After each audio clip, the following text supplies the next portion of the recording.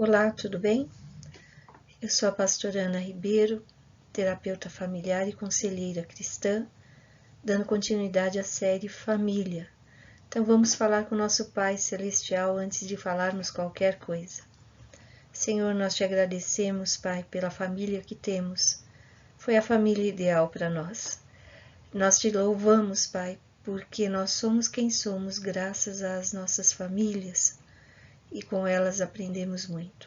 Peço que o Teu Espírito Santo fale com cada um que está assistindo essa aula, está assistindo esse episódio.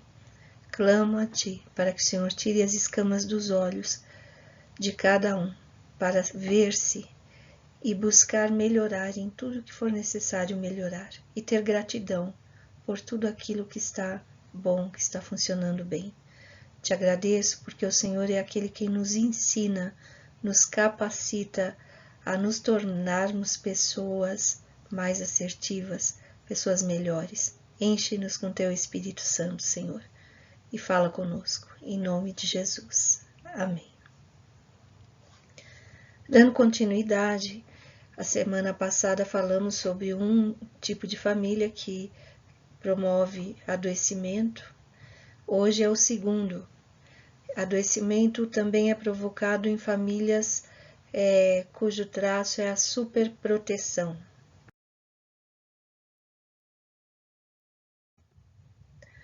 No primeiro episódio da série, nós discorremos sobre as necessidades básicas que um ser humano tem para sobreviver e para viver. Uma das necessidades básicas é a de proteção. Aliás, os bebês humanos são totalmente dependentes de alguém que os proteja. Eles não sobrevivem se não tiver alguém tomando conta deles. A família tem a função de proteger os seus membros. Para isso existe também família. Um protege o outro, um cuida do outro, um ajuda o outro. Porém, quando essa proteção sai do equilíbrio, todo o sistema adoece. Tudo que sai do equilíbrio, tudo que é exagerado, tanto no muito quanto na escassez, provoca adoecimento. Sempre assim em todas as relações, né? E a superproteção é uma delas.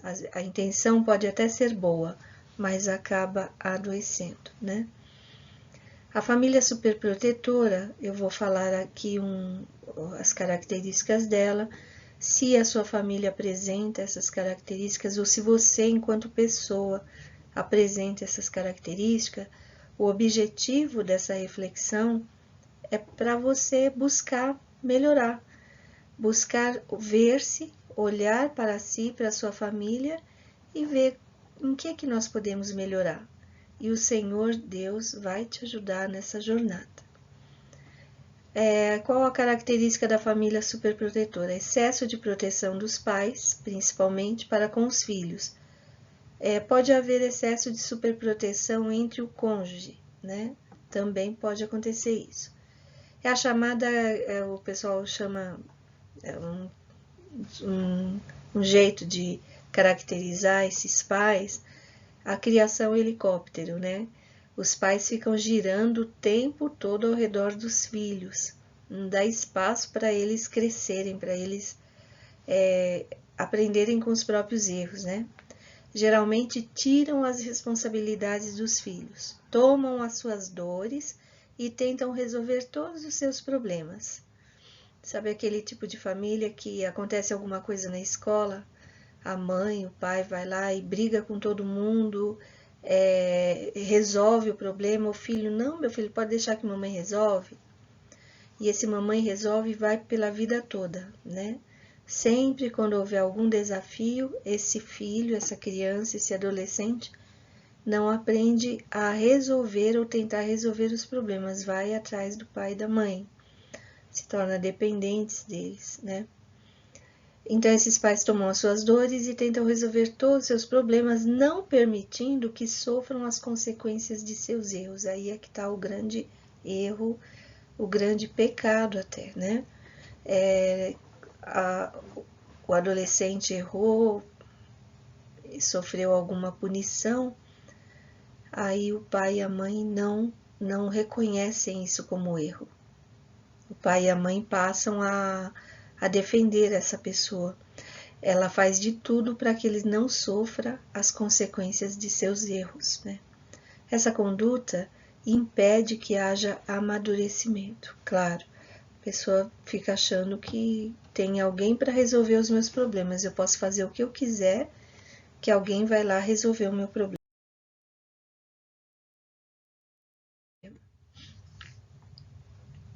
E a pergunta que fica aqui é: você é um super protetor? Uma super protetora? E será que isso te faz bem? Será que está fazendo bem para quem está do seu lado? Há alguns comportamentos característicos de pais superprotetores, né? Então, procura resolver todos os problemas dos filhos, não dando a eles a chance de pensar e de agir, né? Então, eles não aprendem a pensar, eles aprendem a pedir que alguém resolva o problema dele. Faz qualquer coisa para garantir o sucesso do filho, qualquer coisa, inclusive quebrando princípios bíblicos. É condescendente quando erram ou até mesmo quando pecam. Não tem correção, não tem limite, né? Não tem uma forma de... Não mostra para essa criança, para esse adolescente o que é certo, o que é errado e as consequências dos erros, dos pecados, né? Geralmente são pais também muito controladores, exagera no controle das amizades dos filhos, por exemplo. É correto você cuidar da amizade dos filhos. Eles não podem ser... Você não pode deixar seu filho tendo algumas amizades sem você ir lá saber quem é a pessoa, o que eles estão fazendo, né?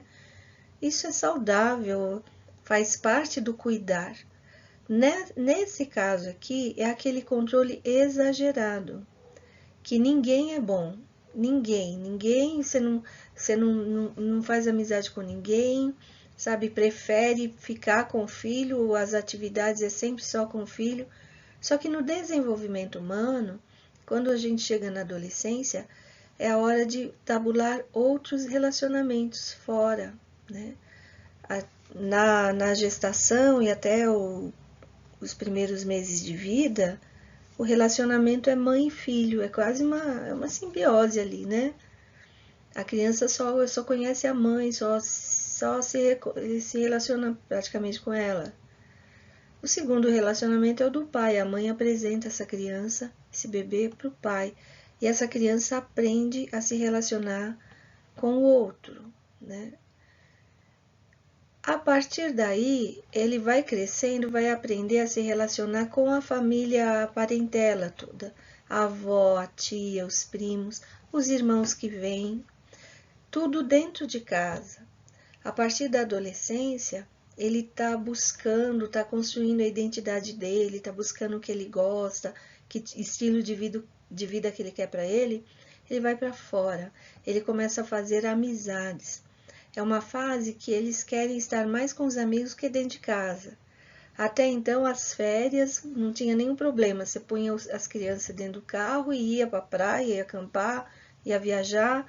E era aquela folia, aquele desejo de viajar mesmo e tudo. Quando chega a adolescência, de vez em quando dá umas briguinhas, porque os pais querem viajar para um lugar. Não, eu quero ir para o outro, porque meus amigos vão estar lá.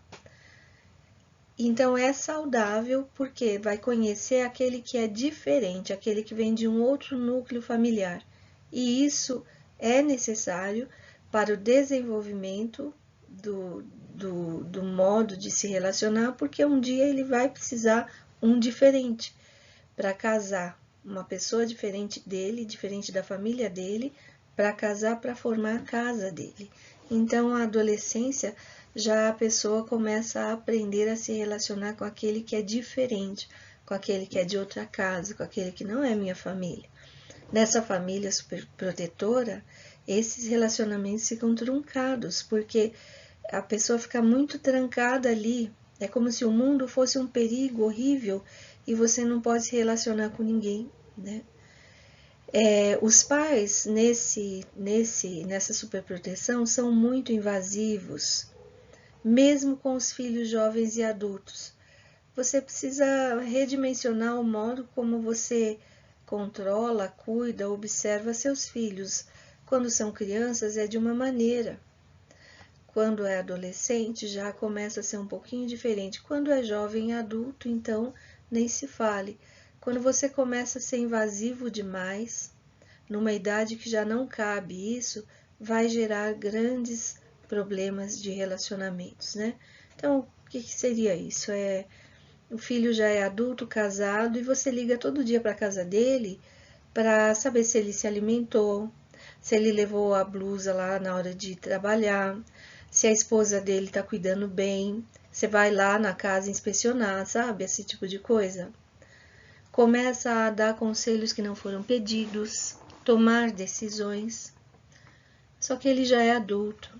O jovem também é mais conselho do que dizer o que ele deve fazer, porque até nessa altura, dentro dele já tem que estar todos os valores que você ensinou para ele, né? E aí ele vai seguir para a vida. O adolescente, você tem que pesar um pouco. Alguns casos você vai precisar realmente ser invasivo e dizer não. Isso você não vai fazer. Quando você tiver com seus 18 anos, você pode, por enquanto não. Mas outros casos você já vai liberando, porque ele está aprendendo a tomar decisões, a assumir a vida dele. Geralmente esses superprotetores não cobram tarefas nenhuma. Então o filho é aquele filho que deixa o quarto todinho bagunçado, aí a mamãe vai lá e arruma, põe tudo em ordem, sabe? Não se cobra nada. Ele fica ali naquela casa como se não tivesse responsabilidade de nada. Sempre tem alguém que vai fazer as coisas para ele, né? Nunca cobra as responsabilidades de seus filhos. É aquele tipo de pais que passa a mão mesmo na cabeça, tadinho, né? E às vezes isso acontece por vários motivos. Às vezes você veio de um lar que era rígido demais, né? E nada podia, você era castigado terrivelmente. E aí acontecem duas coisas: ou a pessoa acaba repetindo o padrão e fazendo o mesmo com seus filhos, ou ela vai para o extremo oposto, se tornando um pai permissivo. Não, eu sofri muito, eu apanhei muito, nada eu podia fazer, meus filhos vão ser livres. Só que aí a dose é exagerada e também causa dores e sofrimentos.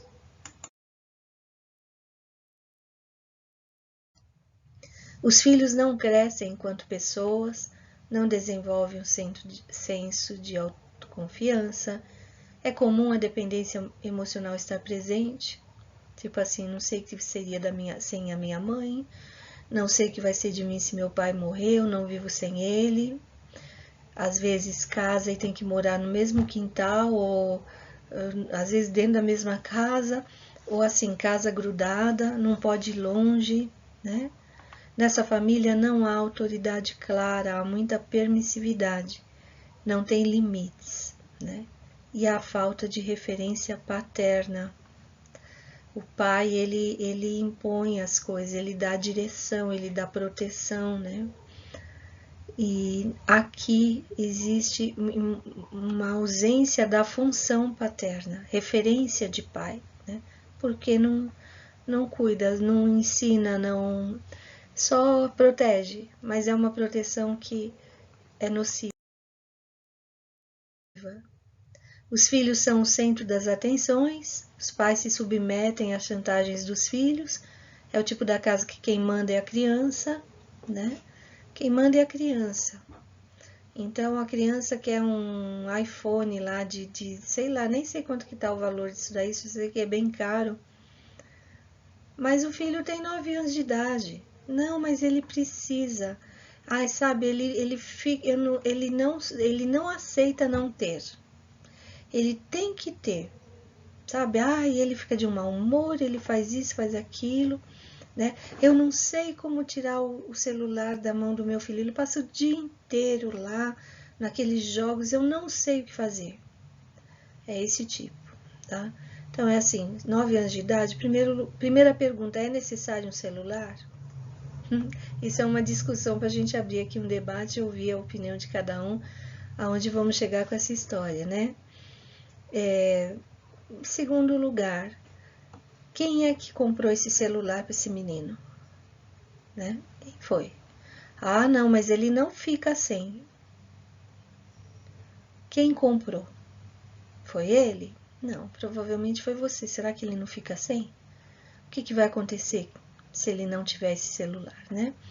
Mas essa família, ela vai nas chantagens, ela faz tudo que o filho quer. Os pais têm dificuldade também para emancipar os filhos, porque na cabeça deles, esses filhos são sempre crianças, dependendo, precisam da proteção deles, né? Geralmente interferem no casamento dos filhos, é o grande problema. O controle excessivo sobre a criança impede de aprender a regular as emoções, né?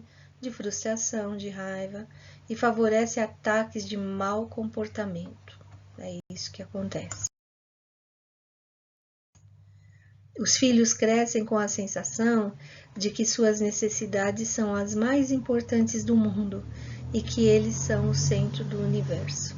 É isso. Tornam-se pessoas egocêntricas e narcisistas por causa da falta de limite, da superproteção, inclusive de encobrirem sempre o que eles cometem de erros e de pecados. Quando esses filhos casam, eles continuarão, entre aspas, precisando dos pais. Se torna aquele marido, aquela esposa que qualquer problema que tem dentro de casa corre para a casa do papai e da mamãe, não consegue ter uma autonomia financeira, está sempre precisando, vão buscar ajuda financeira e opiniões a respeito de assuntos importantes que eles mesmos, o casal, deveria decidir entre si, mas não, eles vão atrás lá dos pais porque eles não se veem capazes de tomar grandes decisões. E eu deixo aqui para você refletir, você fazer um exame na sua família e em você mesmo e reflita. A função paterna e materna, principal função, é preparar os filhos para a vida. Não é preparar os filhos para ficarem amarrados com você para o resto da sua vida. A função de pai e de mãe é preparar os filhos para a vida, para amadurecerem, encontrarem alguém, casar e terem seus próprios filhos. Protegê-los excessivamente fará com que eles não saibam confrontar as demandas que a vida certamente trará. Não aprendem a resolver problemas. Os pais devem oferecer ferramentas capazes de ajudar esses filhos a enfrentarem e superarem desafios da vida. É essa a função de pai e de mãe, função paterna e materna. E aqui em Gênesis 24:60 tem o versículo para você pensar sobre isso. E abençoaram Rebeca, dizendo-lhe que você cresça, nossa irmã, até ser milhares de milhares, e que a sua descendência conquiste as cidades dos seus inimigos. Nesse versículo, nós estamos vendo a Rebeca que se tornou uma jovem e está sendo enviada para aqueles que tinham a função paterna na vida dela, enviando ela para a vida. Que você seja abençoada, cresça, amadureça, até ser, nossa irmã, até ser milhares de milhares, e que você cresça, desenvolva, prospere, que você construa sua família, que você vá muito mais além do que nós fomos, que a sua descendência conquiste as cidades dos seus inimigos, ou seja, que seja uma descendência forte, que saiba lutar, que saiba enfrentar os problemas da vida. E assim abençoaram Rebeca para ela seguir o caminho dela. Ela era muito amada. Ela, para ir embora, ficaram lá muitos dias assim para despedida e tudo mais. Perguntaram para ela se ela queria ir. E nós estamos falando de uma época que a mulher não tinha muita voz, não. né, o pai decidia e estava decidido, acabou. Mas perguntaram, Rebeca, você quer ir com esse homem? Ela disse, sim, eu vou, né?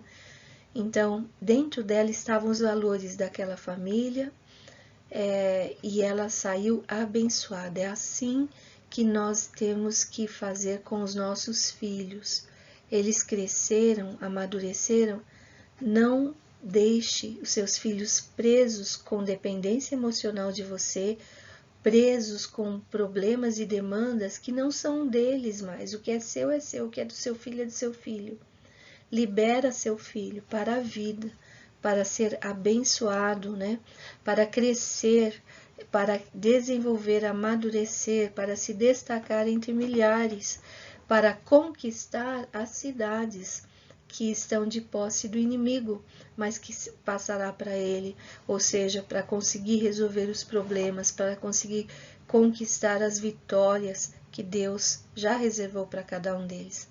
A família saudável é aquela que ama os filhos, ama um amor altruísta. Eu te libero, vai, prospere, seja feliz.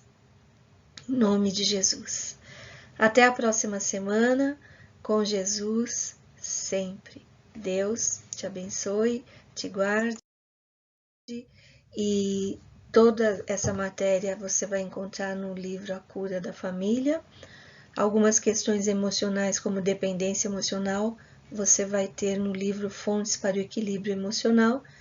Esse ano, que é o ano que foi o lançamento, né, da Cura da Família, tá uma promoção muito boa, você comprando os dois, preço de revenda.